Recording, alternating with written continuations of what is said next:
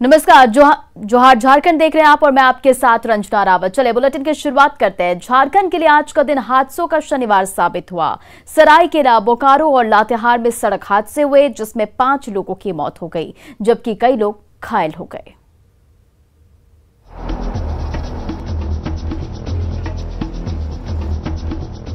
झारखंड के लिए आज का दिन हादसों का शनिवार साबित हुआ। राज्य के अलग अलग जिलों में सड़क हादसे में 5 लोगों की मौत हो गई जबकि कई घायल हैं। सरायकेला के चौका थाना क्षेत्र में बस और कार के बीच टक्कर हो गई। चौका कांड्रा मार्ग पर हुए इस हादसे में 3 लोगों की मौत हो गई जबकि कई लोग घायल हैं। कार सवार सभी लोग तिरुलडी के रहने वाले थे। वहीं बोकारो में चास मेन रोड पर बस की चपेट में आने से एक शिक्षक की मौत हो गई। इससे नाराज लोगों ने चास बोकारो मेन रोड को करीब 3 घंटे तक जाम रखा। बाद में परिजनों और स्कूल प्रबंधन के बीच मृतक की पत्नी को मुआवजा और नौकरी देने पर सहमति बनी। सड़क दुर्घटना में मृत्यु हो गई थी, जिसके संबंध में हम लोग जो गाड़ी है जिसने धक्का मारा था उसको पकड़ लिया गया है और अग्रतर जो है वो कार्रवाई की जा रही है। डेड बॉडी को पोस्टमार्टम के लिए भेजा गया है। लातेहार में रांची चतरा मार्ग पर बालूमाथ के पास 3 गाड़ियों में टक्कर हो गई। हादसे में 4 लोग घायल हो गए। इनमें से अंकित उरांव की मौत रिम्स ले जाने के दौरान हो गई, जिसके बाद मुआवजे की मांग को लेकर ग्रामीणों ने रांची चतरा मार्ग को जाम कर दिया। उसका जान मतलब वो चले गया तो उसका मतलब मुआवजा तो मिलना चाहिए, मुआवजा मतलब देना चाहिए कि इतना मतलब क्षति हुआ, उसका जान चला गया। तो हम लोग का मांग है कि मतलब किससे मांग रहे हैं मतलब गाड़ी वाला को, गाड़ी वाला जो कंपनी वाला जो मतलब कर रहा है। रफ्तार का कहर राज्य में रोज कई लोगों की जिंदगी छीन रहा है, लेकिन लोग संभलने का नाम नहीं ले रहे हैं। सरायकेला से अभिनव, बोकारो से मृत्युंजय और लातेहार से संजय की रिपोर्ट। झारखंड में कांग्रेस अब राज्य सरकार के कामकाज का प्रचार प्रसार करेगी। कांग्रेस के जिला अध्यक्षों को ये टास्क दिया गया है। वहीं जनता के कामकाज को लेकर अधिकारियों के मनमानी के खिलाफ कांग्रेस कार्यकर्ता पहले आग्रह करेंगे, फिर भी बात नहीं बनने पर सत्याग्रह किया जाएगा। रांची के प्रदेश कार्यालय में आयोजित जिला अध्यक्षों की बैठक में यह फैसला लिया गया है। साथ ही पार्टी संगठन को मजबूत करने का भी फैसला लिया गया है। इसे लेकर डोर टू डोर सदस्यता अभियान भी चलाया जाएगा। प्रदेश कांग्रेस की नई टीम ने पार्टी नेताओं और कार्यकर्ताओं को संगठन और सरकार में उचित सम्मान दिलाने की बात कही है। इसे लेकर 20 सूत्री और निगरानी समिति के गठन में मजबूत हिस्सेदारी का दावा किया जाएगा। हमें लगता है कि हम जिस मजबूती से इस बात को प्रखंड और पंचायत तक पहुंचा सकते हैं उतनी मजबूती से शायद अब तक नहीं पहुंचाए हैं। तो अब हमारे जिला अध्यक्षों की जिम्मेदारी होगी कि तमाम ऐसे चीज़ों को, सरकार की योजनाओं को धरातल तक पहुंचाए। उसके लिए आज हम लोगों ने विचार मंथन किया है। सदस्यता अभियान तेजी से चले और घर घर जा कर के सदस्यता अभियान चालू हो, जाकर के सदस्य बनाया जाए, उस पर चर्चा हुई है।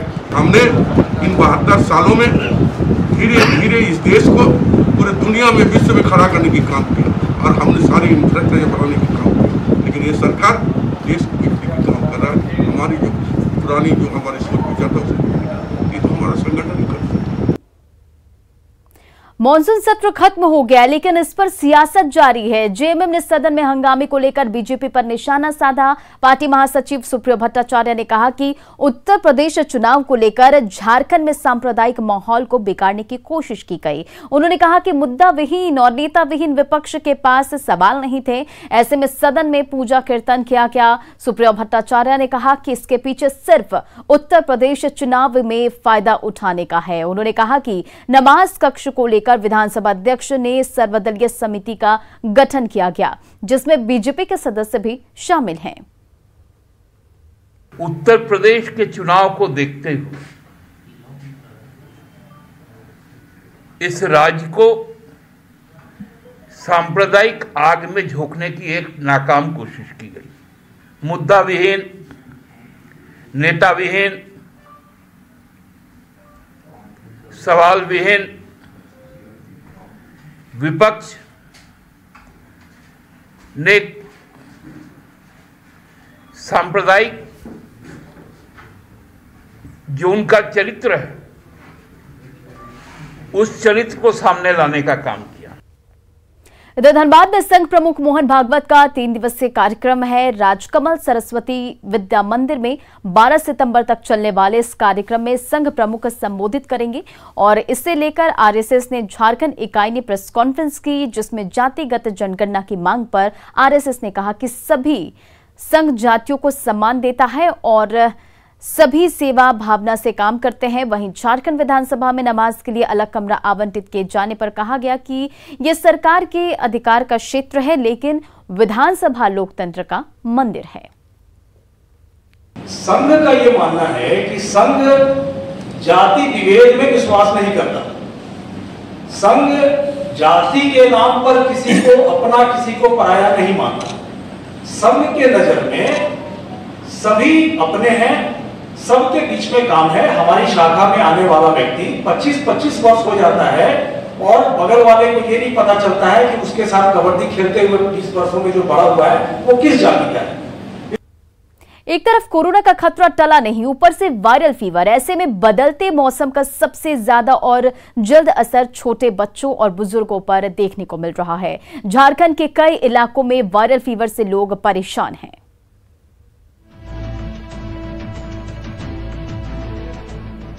कभी बारिश तो कभी गर्मी।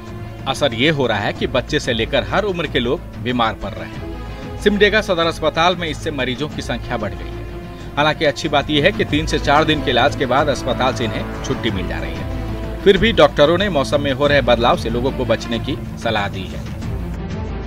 बरसात के पानी में भीगने से बचना है, गर्म पानी पीना है, गर्म खाना खाना है और ज़रूरत के अनुसार अगर लगे तो उन्हें हॉस्पिटल आकर के डॉक्टर से सलाह लेना है। और ये 3-4 दिन 5 दिन तक लोगों को परेशान करता है, तो ये बहुत इम्पोर्टेंट है कि अभी मौसम परिवर्तन हो तो आप थोड़ा अपने आप को वॉचफुल होकर रहिए। थोड़ा ज़्यादा ये नहीं, जैसा लोग रात में पंखा चला के सो जाते हैं, इसे चला के सो जाते हैं, सुबह ठंडा हो जाता है और ठंडा हो जाता है ठंडा लग जाता है। इससे मेरे को खुद परसों हो गया था। पूर्वी सिंहभूम जिला में तो जापानी इंसेफेलाइटिस और डेंगू कहर बरपा रहा है।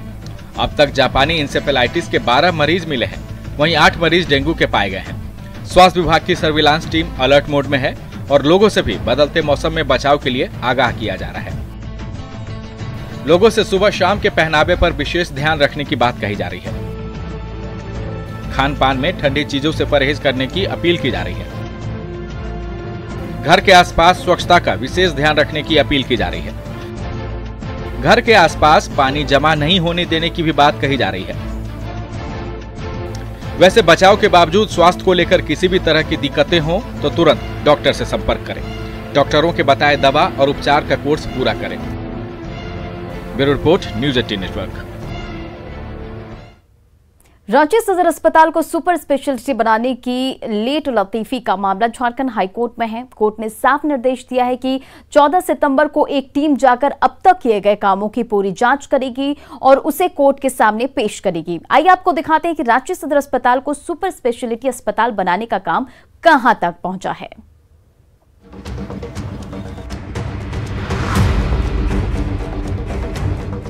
रांची सदर अस्पताल मंगलवार यानी 14 सितंबर को एक बड़ी अग्नि परीक्षा से गुजरने जा रहा है।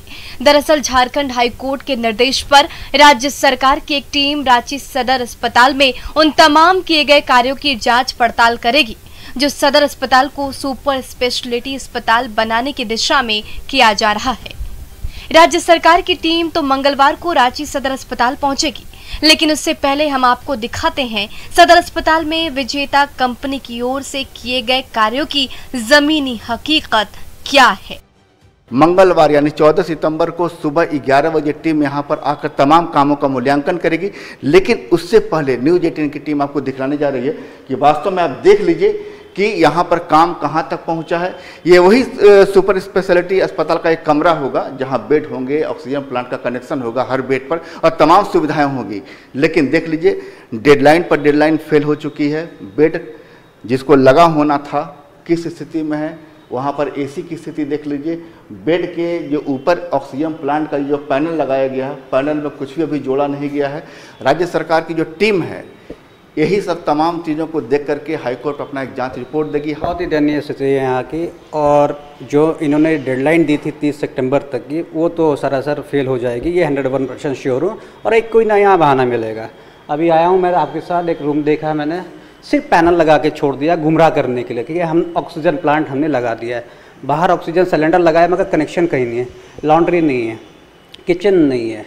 और सबसे बड़ी बात, जो कभी भी किसी भी हॉस्पिटल पर मिसहैपनिंग हो सकती है आग लगने की, एक छोटे छोटे सिलेंडर्स लगा दिए गए। 5 लीटर का सिलेंडर क्या करेगा एक फ्लोर में, 2 फ्लोर में। दरअसल विजेता कंपनी को रांची सदर अस्पताल को सुपर स्पेशलिटी अस्पताल में बदलने की जिम्मेदारी मिली थी, जिसके तहत कंपनी को oxygen plant, lift, kitchen, canteen और लॉन्ड्री समेत तमाम आधुनिक सुविधाओं से अस्पताल को लैस कराना था। लेकिन हाईकोर्ट में कंपनी की ओर से दी गई हर डेडलाइन फेल साबित हुई। यह है रांची सदर अस्पताल का भोजनालय। आप देख सकते हैं बाकायदा यहाँ पर लिखा हुआ भी है। इसे एक मुकम्मल भोजनालय बनाना था ताकि यहाँ जो मरीज आते हैं उन्हें खाना मुहैया कराया जा सके, लेकिन दिखा दें कि काम कहाँ तक पूरा हुआ है। ये है आपको भोजनालय की वास्तविक स्थिति। देख लीजिए कि यहाँ पर जो यहाँ पर कह सकते हैं कि अनाज सामान रखा होना था, वहाँ पर कार्टून रखे हुए हैं और एक तरीके से बोले पूरा तरह से गोदाम बना हुआ है। और ये आपको काम कहाँ तक पहुँचा है कंपनी की ओर से आप देख सकते हैं। एक तरीके से आई वॉश है, डेडलाइन पर डेडलाइन फेल हो रही थी, लेकिन बावजूद इसके हाईकोर्ट ने संज्ञान लिया है। और आप देख सकते हैं कि वास्तव में काम की जमीनी हकीकत सदर अस्पताल में क्या है। 14 सितंबर को राज्य सरकार की ओर से जांच करने वाली टीम में रांची सदर अस्पताल के सीईओ और सिविल सर्जन के साथ विजेता कंपनी के प्रतिनिधि भी शामिल होंगे। ये टीम अस्पताल में किए गए अब तक के कार्यों और काम कब तक पूरा होगा, इसकी जानकारी से संबंधित एक पूरी रिपोर्ट 16 सितंबर को हाईकोर्ट को सौंपेगी। रांची सदर अस्पताल में जैसे ही आप प्रवेश करेंगे तो घुसते के साथ ही बाईं तरफ ये बड़ा सा ऑक्सीजन सिलेंडर लगा है, जो ये बता रहा है, एक उम्मीद और भरोसा तो पैदा जरूर कर रहा है, लेकिन अस्पताल के भीतर जिंदगी बचाने की कवायद कितने जोरों पर चल रही है उसकी असलियत आप देख चुके हैं। और सबसे बड़ी बात कि सदर अस्पताल को सुपर स्पेशलिटी अस्पताल बनाने का जो काम है 2007 में शुरू हुआ था, 2021 आ चुका है। 14 साल में भगवान श्री राम का वनवास पूरा हो गया, लेकिन अभी तक रांची सदर अस्पताल का वनवास पूरा नहीं हुआ है। काम को परसेंटेज में बताया जा रहा है, लेकिन मरीजों की जिंदगी परसेंटेज में नहीं चलती। संजय कुमार सिन्हा, न्यूज़ 18 रांची। जामताड़ा के बाद झारखंड में देवघर साइबर अपराधियों का अड्डा बन गया है। पिछले 1 महीने में पुलिस ने 100 से ज्यादा साइबर अपराधियों को गिरफ्तार किया। आज फिर पुलिस ने एक बड़ी सफलता हासिल की है। विभिन्न इलाकों में 15 साइबर अपराधियों को गिरफ्तार किया है। करो, पथरौल, मधुपुर और देवीपुर थाना क्षेत्र से इन सभी की गिरफ्तारी हुई है। ऑनलाइन गेम्स और ऐप से कैशबैक दिलाने के नाम पर ये लोग ठगी करते थे। साइबर अपराधियों के पास से कई मोबाइल, सिम कार्ड और पासबुक भी जब्त किया गया है। बेसिकली 3 पत्ती और ड्रीम 11 जैसे जो ऐप्स होते हैं, मोबाइल ऐप्स में कैशबैक के नाम पे, फोन पे कैशबैक के नाम पे या फिर OTP पूछकर लोगों से ठगी करते थे, जिन्हें पकड़े गए। गढ़वा में नगर उंटारी से पुलिस ने कुख्यात अपराधी खुस्तर अंसारी समेत 3 अपराधियों को गिरफ्तार किया, जिनके पास से 3 हथियार और 8 जिंदा कारतूस बरामद किया गया है। खुस्तर अंसारी के खिलाफ विभिन्न थानों में 15 मामले दर्ज हैं। पिछले दिनों धुरकी से बिलासपुर तक सड़क बना रही कंपनी को धमकी, इंजीनियर का अपहरण, बेस कैंप पर हमला समेत कई मामले दर्ज हैं। और पिछले दिनों इसके साथ पुलिस की मुठभेड़ भी हुई थी, जिसमें एक जवान घायल भी हुआ था।